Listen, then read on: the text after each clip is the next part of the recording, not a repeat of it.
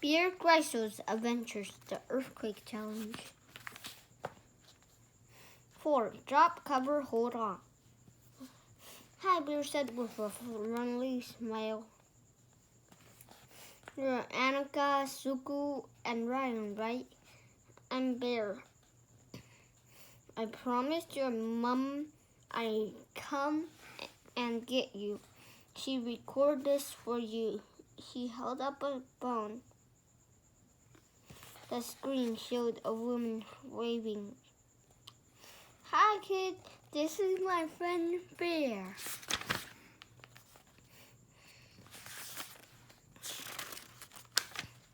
She said, I twist my ankle, so I can't come for you, but I'm okay.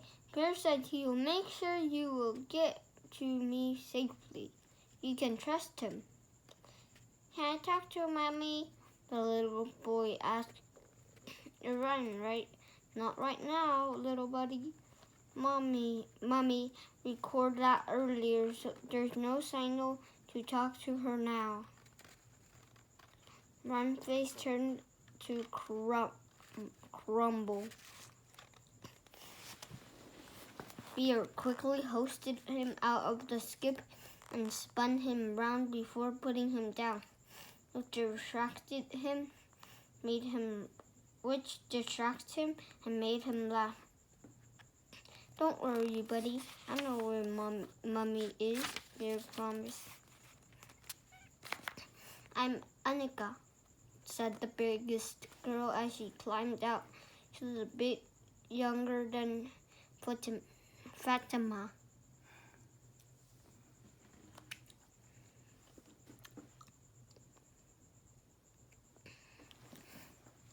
We waited like Mommy said, and she told us to make sure we're under cover. So when the roof started to fall in, I made us all hide in here and close the lid. Well, that's a very wise move, Bear agreed. But if you ever have to hide in something like this again, try to prop the lid open a little bit so you can get out again. He lifted the smaller girl out of the skip. So you must be Suku, he said to her. And this is my friend Fatima. Fatima 是什么意思？ Who's going to help me get you all home safely? Fatima smiled and nodded.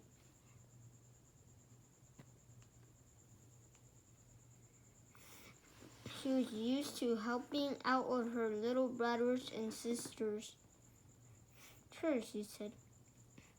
And Bear flashed her with a grateful smile. Then Bear gathered them all together and knelt down beside them. Now listen carefully, team. We are going to need to work smart and work together if we're going to get home in one piece. He paused and looked at each of them in turn. But it won't be easy, and we will face many challenges. Do you think you are able to be strong and brave enough to make it?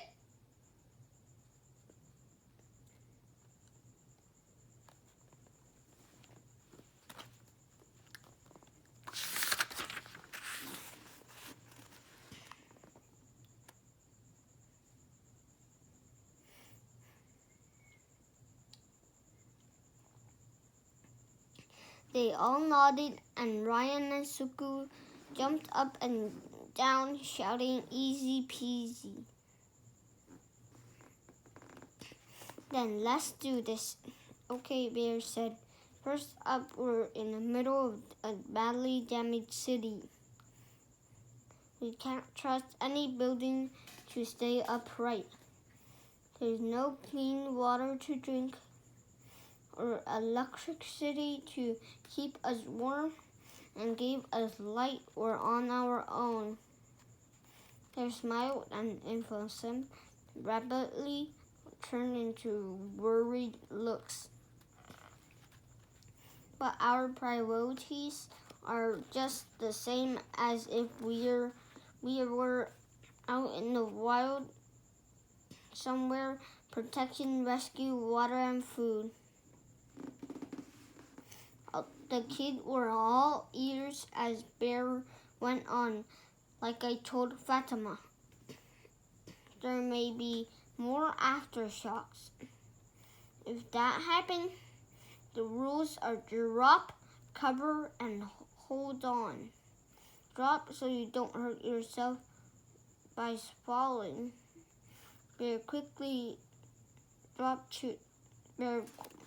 quickly to the ground to dismay, and the kid laughed.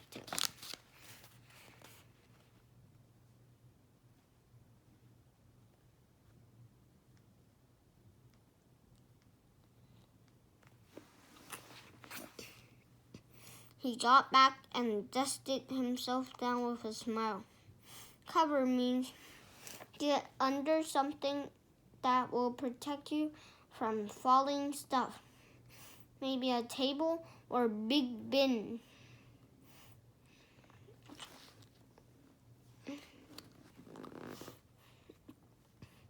And the whole Annika laughed. And hold on means just that. Bear continued. Your shelter may be shaking around just like you, so you need to keep it with you, like we did with the table, Fatima. He looked around at them all. Now our first job is to get everything we need together.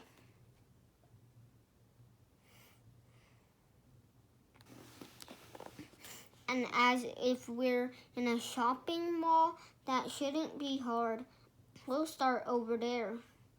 Bear pointed to a sports store and frowned as he glanced down at their feet. The store was on the far side of a sea of broken glass.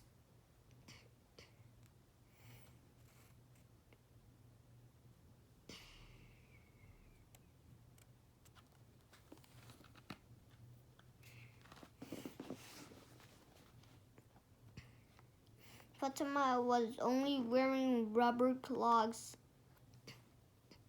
with open backs, and the kid had sandals.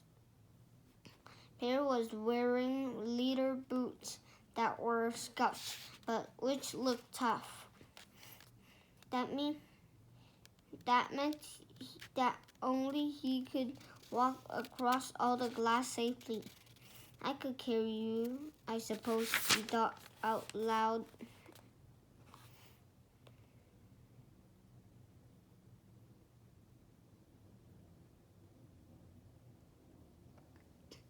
Hang on, Fatima said. I know just the thing. She ducked quickly back into the clothes store behind them. What she needed was right by the door. In the light, there was the cleaner trolley and a broom with a nice wide head. Bear smiled when he saw it. Perfect. Okay, everyone.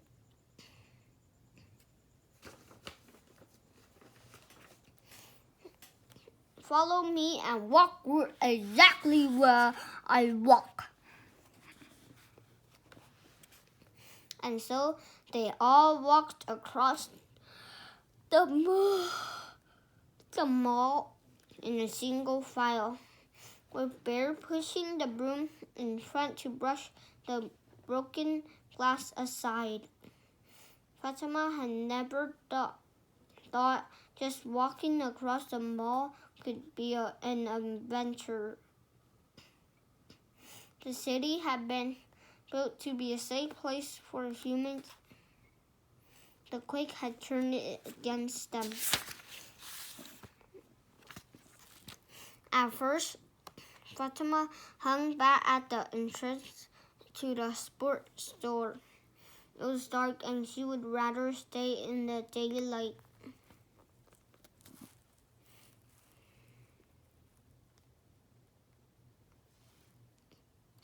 But the sports store had bigger window than the clothes store, so it wasn't quite as dark inside, and they could see even better when Bear found some torches and batteries. Finding boot for them all took a while because none of the younger kids knew their shoe size. Fatima had to help them by guessing what their size were, and then picking out the labels on the shoe boxes with the torch. Bear made sure they all chose boots made of tough leather with good soiled grips underneath. He also picked out some fleece, light waterproof jacket and hat for everyone. They gave them each a backpack and a tough plastic sport bottle each. The kids all looked like it was their birthday as they proudly wore their brand new stuff. Bear added some cooking gear, pans and plates into his own backpack. Bear added up the cost of everything they had taken and left some banknotes tucked under the till to pay for it all.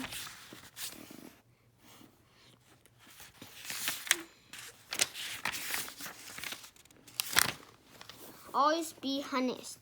Just because we're in an emergency doesn't mean we lose our morals, he explained. We do what is right. Always.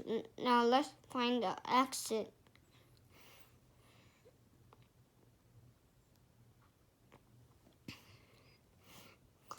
The mall outside the sports store. The mall was shaped like a big cross, and they were down one of the arms. The nearest exit this way, Fatima said, pointing at the end of the next arm.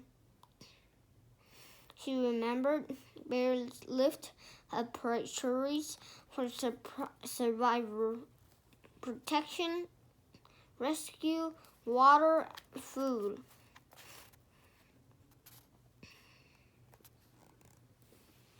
And there's a supermarket on the way, so we can get supplies there. Good girl, Fatima.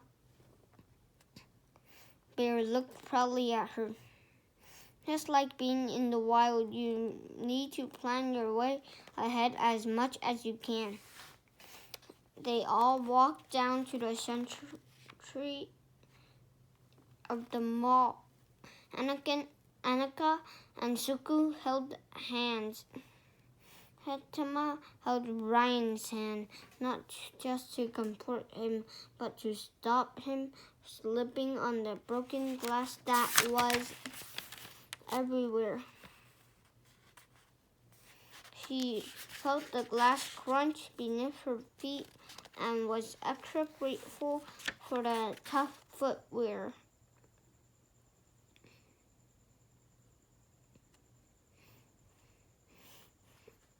The little group turned right toward the exit, and Fatima stopped in dismay.